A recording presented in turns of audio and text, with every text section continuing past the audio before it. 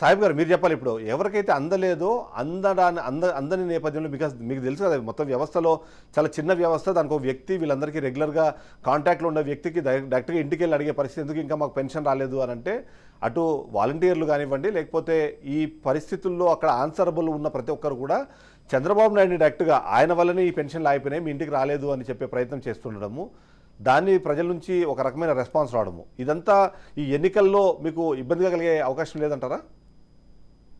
చిదంబరెడ్డి గారు తమరికి అదే విధంగా ప్యానెల్లో ఉన్నటువంటి మిత్రులు బాజీ గారికి, రాజశేఖర్ గారికి, సీనియర్ జర్నలిస్ట్ అయినటువంటి రాజశేఖర్ గారికి, రాజ్న్యూస్ వీక్షకులందరికీ కూడా శుభ సాయంకాలం అండి. ఇప్పుడు ఈ ఒక 4 రోజుల నుంచి తంతు జరుగుతూ ఉంది. పెన్షన్ సాగిపోతాయి. వాస్తవంగా వీటిల్లో కూడా కీలకమైనటువంటి అంశాలు మీ ద్వారా ప్రజలకు తెలియాలండి.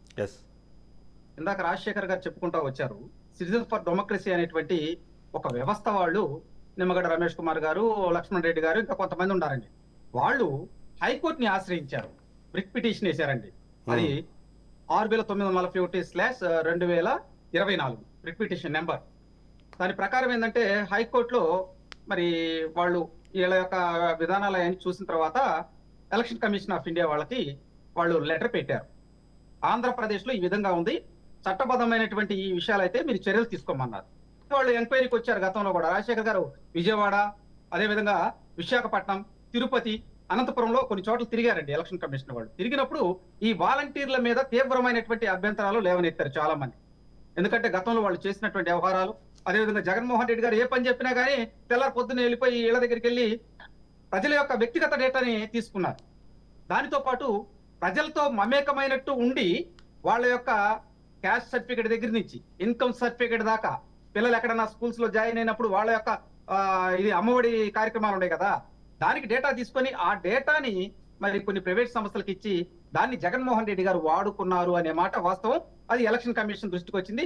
వాళ్ళు నిజమేనని తెలుసుకొని election commission of India Rajiv Kumar గారి దగ్గరికి పంపించినప్పుడు లేదు, ఆంధ్రప్రదేశ్ లో ఖచ్చితంగా ఈ ప్రభుత్వ పథకాలు, అదేవిధంగా నగదు రూపేణా ఉండే పథకాల్లో వాలంటీర్ల యొక్క ప్రమేయం ఎన్నికలకు కూడా వచ్చిన తర్వాత ఆపేద్దామన్నారండి. వాస్తవం జరిగిందని ఎలక్షన్ కమిషన్ ఆఫ్ ఇండియా వాళ్ళు ఇచ్చింది. కానీ వైకాపా వాళ్ళు ఏమి ప్రచారం చేస్తున్నారంటే చంద్రబాబు నాయుడు గారు, అదేవిధంగా ఈ ప్రతిపక్ష కూటమి ఏదైతే బీజేపీ కావచ్చు, మిత్రపక్షాలు ఉండే కదా మాకు, జనసేన, వీళ్ళందరూ కలిసి చేస్తున్నారని చెప్పి ఒక అవాస్తవాన్ని తీసుకెళ్తున్నారు. వాస్తవంగా చంద్రబాబు నాయుడు గారు ఏమన్నారంటే, నేను లెటర్ రాసేటప్పుడు కూడా సిఎస్ గారికి లెటర్ రాసేటప్పుడు గతంలో ఏ విధంగా పెన్షన్లు ఇస్తున్నారో ఆ విధంగా మీరు ఏర్పాటు చేయండి, ఎందుకంటే సచివాలయాల్లో ఉద్యోగస్తులు ఉన్నారు, దాంతో పాటు విఆర్ఏ విఆర్ఓల వ్యవస్థ ఉంది అని చెప్పి క్లియర్ గా చెప్పారు. విషయం ఏంటంటే 977 కోట్ల రూపాయలు 65 లక్షల మందికి పెన్షన్ అవసరం అవుతున్నాయండి, సామాజిక పెన్షన్లకి. అవి వృద్ధాప్య పెన్షన్లు కావచ్చు, విడో పెన్షన్లు కావచ్చు, దాంతో పాటు డప్పు కళాకారులకు కావచ్చు, దానితో పాటు ఇంకా కొంతమంది ఎవరైతే ఉన్నారో వాళ్ళందరికీ కలిపినటువంటి పెన్షన్లు. ఇక్కడ గమనించాల్సింది ఏంటంటే వృద్ధాప్య పెన్షన్ వాళ్ళు మాత్రమే, వాళ్ళు పెద్దవాళ్ళు అయ్యి అనారోగ్య పరిస్థితుల్లో ఉంటారు, వాళ్ళు ఎక్కడికైనా తీసుకుని ఎండలో వెళ్ళాలంటే వెళ్ళలేరు. అదొకటి. ప్రస్తుతం ఆంధ్రప్రదేశ్ లో ఎండలు కూడా విపరీతంగా ఉన్నాయి. మేమేమంటున్నామంటే అసలు మీరు ప్రతి 250 సార్లు ఆంధ్రప్రదేశ్ లో బాండ్లు వేలం జరిగిందండి. మీరు ప్రతి నెల బాండ్లు వేలం వేస్తేనే ఆంధ్రప్రదేశ్ లో పెన్షన్లు ఇచ్చేటువంటి విధానం, రైట్, సామాజిక పెన్షన్లు. వాస్తవంగా ఇక్కడ అజిత్ ప్రసాద్ అనేటువంటి ఆయన ఆర్బీఐ డైరెక్టర్, నిన్నగాక మొన్న ఆయన ఒక ప్రెస్ నోట్ ఇచ్చారు, పలానా స్టేట్లు మా దగ్గర నుంచి బాండ్లు వేలం ఆక్షన్ లో ఇంత రేటుకు తీసుకుని అని. కానీ ఆంధ్రప్రదేశ్ ప్రభుత్వం మాత్రం సింగిల్ పైసా తీసుకోలేదండి ఈ పెన్షన్లకు సంబంధించి. దీంతో పాటు 15,000 కోట్ల రూపాయలు ఎవరైతే తన వాళ్ళు ఉంటారో వాళ్ళకి కాంట్రాక్ట్ బిల్లులు పే చేశారు. కానీ ఆ రోజు కూడా మరి ఈ విధంగా సామాజిక పెన్షన్లు ఆంధ్రప్రదేశ్ లో ఇవ్వాలని చెప్పి ట్రెజరీ వాళ్ళకి ఆ అమౌంట్ క్రెడిట్ కాల. ఇది వాస్తవం. అసలు అంటే దీన్ని రాజకీయంగా ఉపయోగించుకోవాలని చెప్పి జగన్మోహన్ రెడ్డి గారు ఏం చేశారంటే తెలుగుదేశం పార్టీ అదేవిధంగా వాళ్ళందరూ కలిసి ఈ విధంగా చేయడం వల్ల ఆగిపోయింది అని చెప్పి దుష్ప్రచారాలు చేస్తున్నారు. దీంట్లో ఇంకొక కూడా కీలకం ఉందండి. సెర్ఫ్ చైర్మన్, ఒక్క నిమిషం అండి, సెర్ఫ్ చైర్మన్ మల్లికార్జున రెడ్డి గారు కూడా, ఆయన కూడా ఏమన్నాడంటే లేదండి ఇప్పుడు ఫైనాన్షియల్ ఇయర్ ఎండింగ్ కాబట్టి, బ్యాంకులు సెలవులు కాబట్టి మేము 3వ తారీఖు నుంచి పెన్షన్లు ఇస్తామని ఆయన చెప్పుకుంటా వచ్చింది. వాస్తవానికి ఏమో ట్రెజరీలో డబ్బులు లేవు.